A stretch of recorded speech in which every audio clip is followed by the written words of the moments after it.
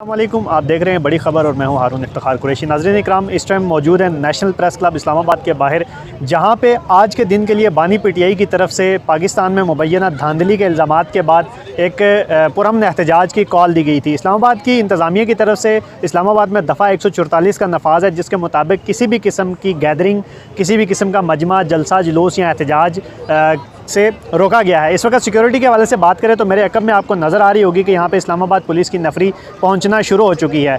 दूसरी तरफ यहाँ पे तहरीक इंसाफ के कारकुनान की आमद का भी सिलसिला शुरू हो चुका है और यहाँ पर जब लोगों से हमने बात की तो लोग बड़े पुरुमीद हैं और लोगों का यही कहना था कि जब तक हमें इंसाफ नहीं मिलता हम इसी तरह पुरअमन एहतजाज जारी रखेंगे। गुज़श्ता जब एहतजाज की कॉल दी गई थी पीटीआई की जानिब से, तो उस वक्त जिस ग्राउंड में अभी हम मौजूद हैं यहाँ पर खुदाई की गई थी और वो खुदाई ताहाल यहाँ पर अभी तक उसी तरीके से बरकरार है, उसको किसी भी तरह की उसमें पेशरफ्त नहीं हुई। यहाँ पे तहरीक इंसाफ के कारकुनान पहुँचना शुरू हो चुके हैं।